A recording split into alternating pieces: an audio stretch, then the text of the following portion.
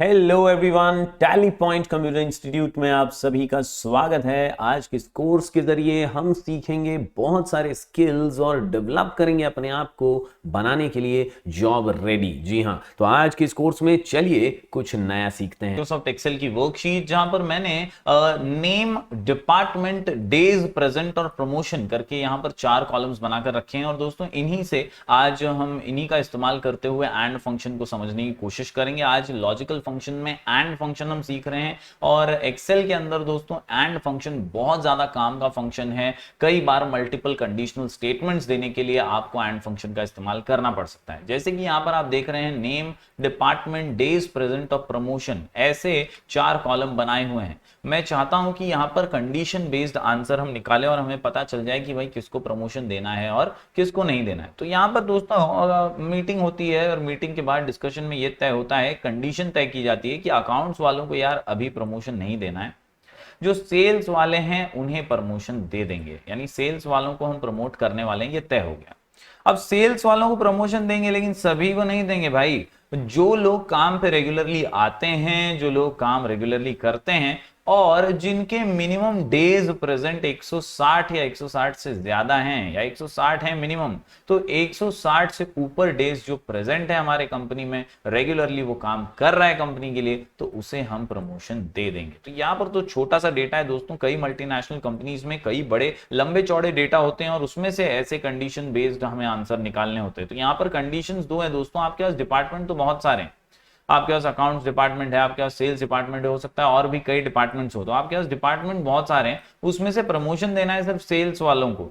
और सेल्स वाले में भी सभी को प्रमोशन नहीं देना है, क्योंकि सेल्स वाले भी बहुत सारे एम्प्लॉइज हो सकते हैं। यहाँ पर तो खैर 3 ही है, लेकिन हो सकता है सेल्स में भी बहुत सारे एम्प्लॉइज हो। तो ऐसे में बहुत सारे एम्प्लॉइज में से अगर आपको कुछ कंडीशन पे आधारित प्रमोशन देना है, जैसे यहां पर कंडीशन है 160 डेज से ज्यादा होना चाहिए, 160 होना चाहिए, तो उसी को प्रमोशन एलिजिबल है, उसी को प्रमोशन मिलेगा। उसी के सामने यहां यस लिख कर आ जाएगा कि yes he is eligible for promotion. तो वो कैसे आप करेंगे और कैसे फाइंड आउट करेंगे, तो चलिए आज का ये फॉर्मूला हम कर लेते हैं एग्जीक्यूट। ये फॉर्मूला को एग्जीक्यूट करते हैं। सबसे पहले इक्वल टू इफ डालेंगे, हम ब्रैकेट ओपन करेंगे और यहां पर दोस्तों हम एंड फंक्शन का इस्तेमाल करेंगे, क्योंकि एंड फंक्शन जो है ये सबसे अहम है मल्टीपल कंडीशनिंग के लिए। तो equal to if bracket open and फिर से ब्रैकेट ओपन। जी हां, इस तरह से ही आप एग्जीक्यूट करेंगे इस फॉर्मूला को, क्योंकि इसमें 2 कंडीशंस है। चलिए अब पैरामीटर्स को फॉलो करते हैं। लॉजिकल 1, लॉजिकल 2 यहां पर दिया हुआ है।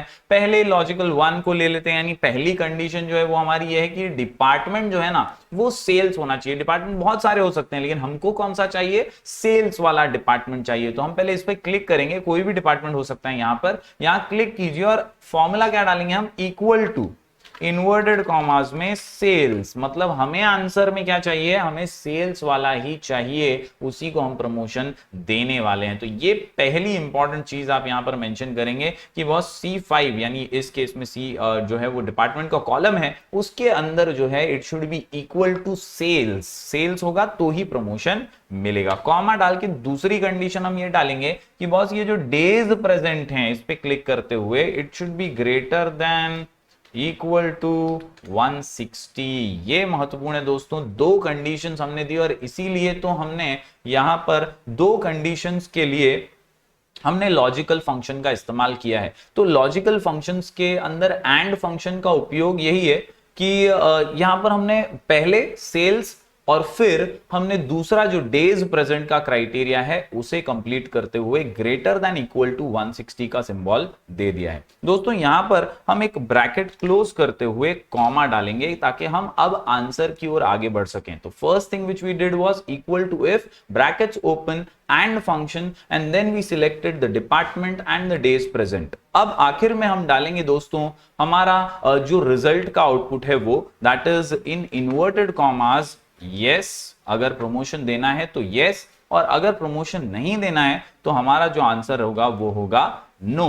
दैट इज कॉमा डाल के हम यहां पर डाल देंगे नो एंड ब्रैकेट्स क्लोज। तो इस प्रकार ऐसे ही एंटर प्रेस करते ही आपका आउटपुट मिल जाएगा। अब यहां पर इस केस में सेल्स भी है, मोर देन 160 भी है, तो यस आ गया है। अब मैं इसको ड्रैग करता हूं, जैसे ही मैं ड्रैग कर दूंगा दोस्तों आपको दिखाई दे रहा है नो आंसर आ रहा है। यहां पर देखिए नो कहां पे आ रहा है, या तो सेल्स नहीं है तो नो आ रहा है, या तो सेल्स होते हुए 160 से कम है तो नो आ रहा है। तो इस प्रकार दोस्तों आसानी से इस फॉर्मूला के जरिए, इस फॉर्मूला के हेल्प से आप इजीली आउटपुट निकाल सकते हैं। तो उम्मीद करता हूं दोस्तों ये फॉर्मूला आप नोट डाउन करेंगे और एंड फंक्शन को अच्छी तरीके से अपने नोटबुक में लिख करके ले लेंगे, ताकि हम आसानी से इसे एग्जीक्यूट कर